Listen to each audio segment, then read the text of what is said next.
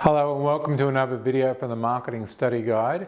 In this video I'm going to have a look at repositioning and the 5 different ways that repositioning generally occurs. We all know about positioning and marketing, a very important foundational topic.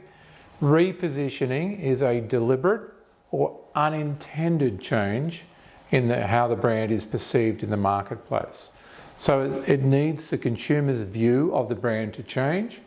And that may be something we have tried to do as a brand or a company, but it may also be something that just happened to us. And that's why we need to track our position over time, keep going back to consumers, how do they see us?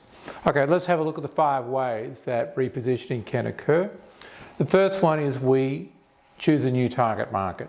We would do that if our existing target market is not doing too well, or there's a major competitor and we can't overcome them, we're struggling with market share, we need to reinvigorate the brand.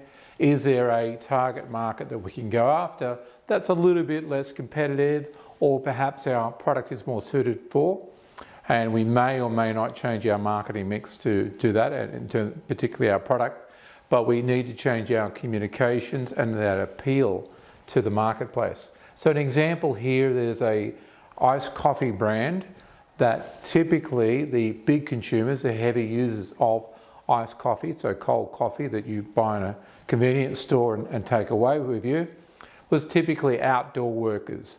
A morning drink, they don't have time for hot coffee, they just grab something, off to work, they're out working somewhere, and it's a caffeine hit, it's refreshment, and it's a little bit filling as well, so it's almost like a meal replacement. And that's the traditional heavy users.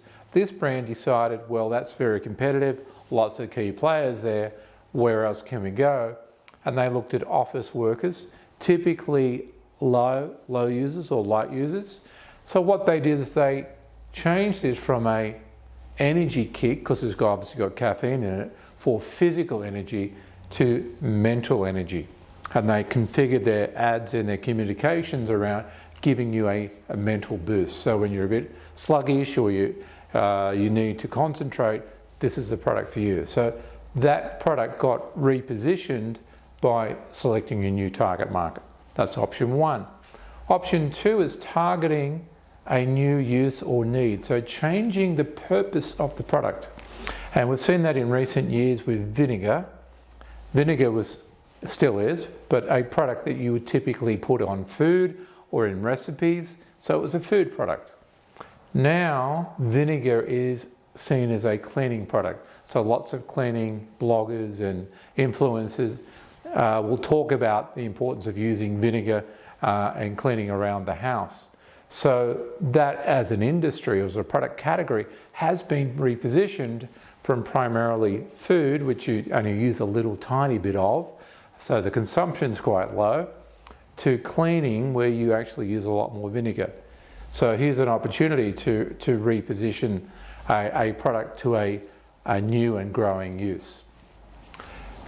New competitors, this is the unintended aspect of it. New competitors will reposition existing competitors. So we've seen that in markets like Uber. They've come into markets, and taxis used to be seen as so convenient.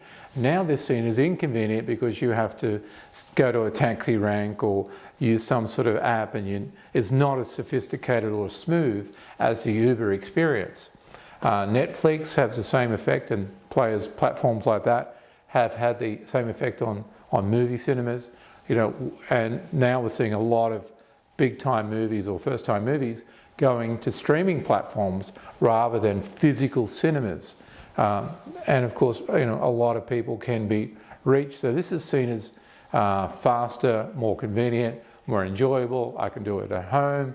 Many people have set up home theatres and invested in big TVs and made it their own cinema at home. So new competitors will reposition you, unfortunately. Changing consumer needs will reposition you. This may be a positive, it may be in your favour, but it also may be the opposite.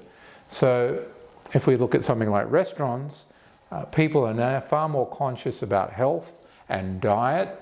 So a restaurant that might have been seen as, as good quality food now may be seen as, oh, it has sort of unhealthy stuff. Fast food players have probably suffered from that as well. Traditional fast food was seen as, good value. Now it's seen as, sort of perhaps junk food. So we've seen fast food players bringing out new product lines, investing in healthier foods, etc. Something like hotels or resorts. Old days, people just went on holiday, wanted to relax, sit by the pool. That's fantastic. Many people now want some sort of interaction. They want activities, they want things to do, they want to meet people. So traditional hotels that were built around the infrastructure of the hotel, maybe its location, maybe it's, like I said, the pool or the restaurants or whatever they have. Now people are looking for other activities as part of the holiday to make it more interesting. So traditional hotels may have been seen as, desirable, and now they've drifted down because people's needs have changed. And then finally, deliberate competitor actions. Now I'm going back to the cola wars, but this sort of stuff still goes on. In the 60s and 1970s, Pepsi started out with their slogan, choice of a new generation, which is something they still run from time to time. And that was deliberately targeting Coca-Cola. So Pepsi was saying, we're for young people, we're for new people, we're for the current generation. And what that has the effect of is repositioning Coke as old. And Coke actually reacted to that in the mid-80s by introducing new Coke and trying to make their product more exciting. That's for another video which you can check out. But they're the 5 ways you can be repositioned. Deliberate that we're trying to do something. Unintended, or it happens over time. And this is delivered by our competitors, which then has a negative effect on us, and they reposition us, even though we didn't want them to. So hopefully that helps you understand the different ways that brands can be repositioned. If you like the video, please press like. Otherwise, please subscribe to me, and I'll see you next time.